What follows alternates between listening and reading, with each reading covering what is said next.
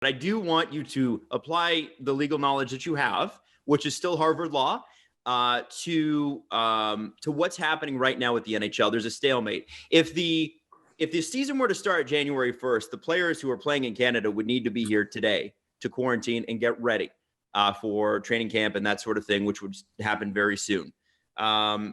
The owners signed a deal with the players 4 months ago and are now, at least publicly, the public perception is they're going back on it and saying, no, we need you to defer.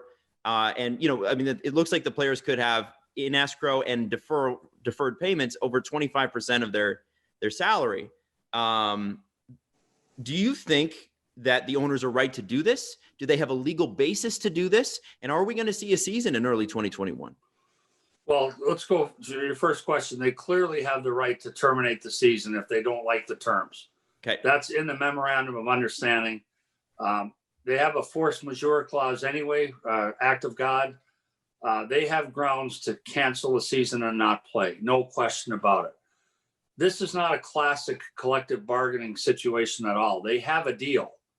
The issue is the deal the owners made in March to get the players back.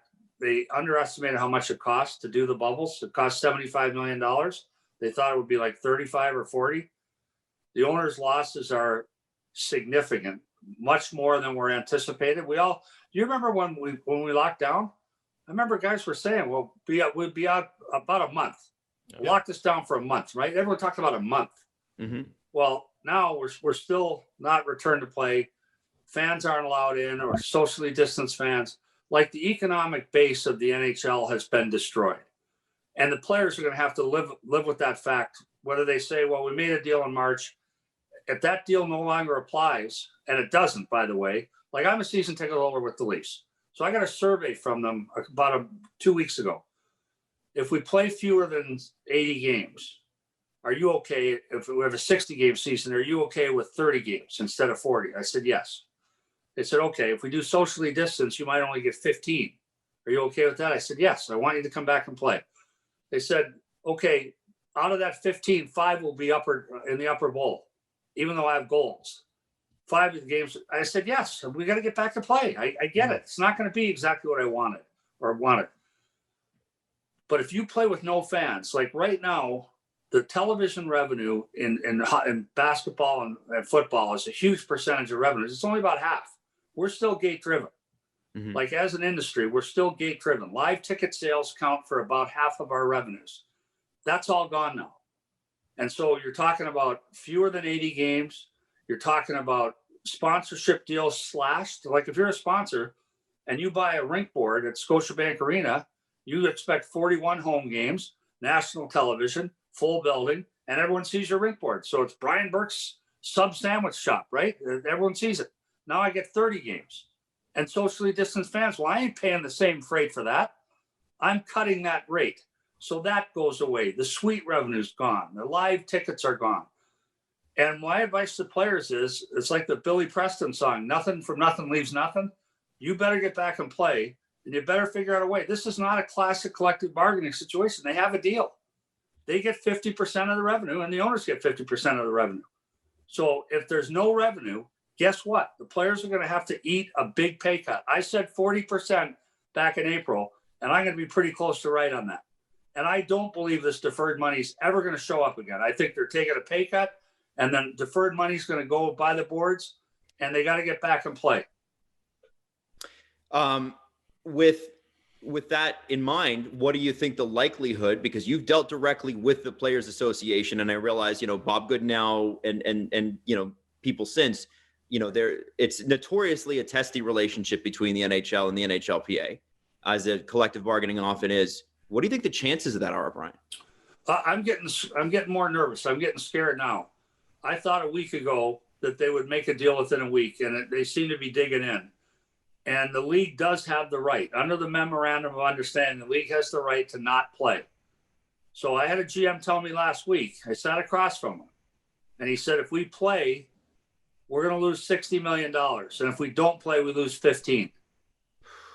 So the players better figure this out. I think we need to play. And everyone says Canada will be fine. And I do believe that. I do believe we'll get a vaccine. The sports will come back. Everything will be fine.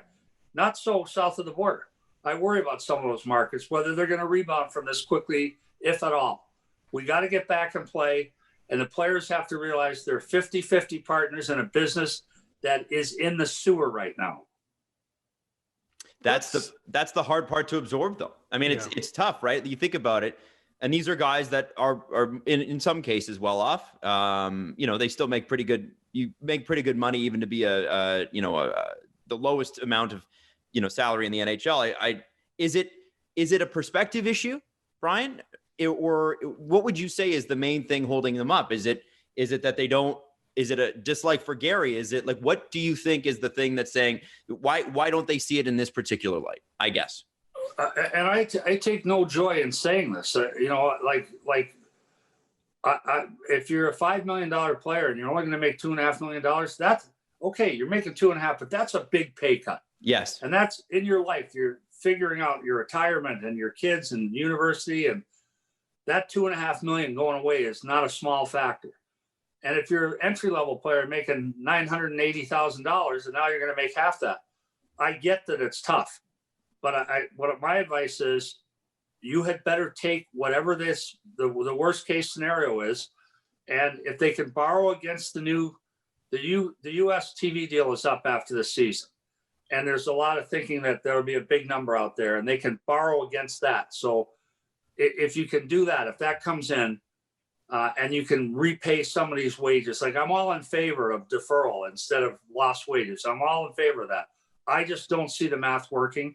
I don't think we're going to get anywhere near revenues to pay the deferred money back. I don't think there's going to be, I think it's a bleak landscape for this season. I think we'll be lucky to make any money at all at the gate. Have to save the broadcast money. We have to play.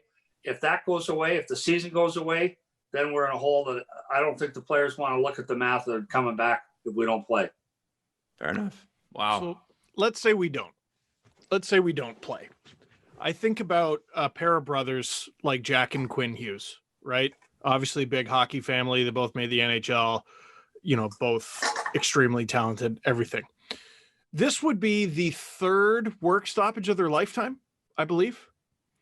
You ever get the sense that being a hockey fan for someone who's not as hardcore as maybe one of the Hughes brothers is too much work? It's too much work. Figuring out the cap, talking about the business side, because often the conversation is about figuring out why there's no games being played at them. Yeah. Figuring out why the thing that I love, the thing that, I want to go to one game every Christmas. That's what I ask for, or I ask for a jersey. And now this is the third time of my 20 years on the planet that they're not going to be playing. Is it too hard of work to be an NHL fan? Well, first off, you go back. I think the key is, was the fight necessary? Like, in other words, like I was involved. I was on the front line. Mm-hmm. And that fight was essential for the sport to grow and survive. And so Gary has had 2 lengthy work stoppages, including a lost season. But we got to a sustainable business model, and we're in that model now. This, to me, this deferral or this issue is not collective bargaining. They're 50-50 partners. It's a player's refusal to say, we're going to eat all these losses. We want the owners to eat some of them. We want the owners to eat more than their 50%. We want to defer money, not lose it. And so to me, this is going to take some real hard logic on a player's mind to say, okay, we have access to the books. We know that the numbers are real. So the NHLPA gets to audit, I think it's 7 teams every year. They pick 7 teams and they do a complete audit on their books. So when I work for a team, the league would constantly threaten us. Don't you cheat, don't lie, don't misplace, don't hide one penny, because if it comes up in the audit, we will fine the hell out of you. And so here's the books. So they know the figures are accurate. They know the damage to the business. They have to figure out how they absorb 50 cents of the dollar on that. So to me, Steve, I know what you're saying, the fatigue, because you should pick a side. So if you drive by Stelco and down in Hamilton and you see guys on a picket line, you should have a reaction in your gut. You should say, why don't those greedy bastards get back to work? Or you should say, why don't they pay those guys a fair wage? But in collective bargaining and pro sports, there's no white hat. No one sympathizes with millionaire players walking on a picket line. Like they go, okay, Joe Thornton's, making $16 million a year, whoever, Austin Matthews, $14 million a year. No one feels sorry for Austin Matthews walking on a picket line, but they don't feel sorry for Maple Leaf Sports and Entertainment either. There's no white hat in a labor dispute. So I worry about fans' fatigue. But I think I can say, from having been part of two of those wars, they were necessary. We were losing so much money. We had to fix it.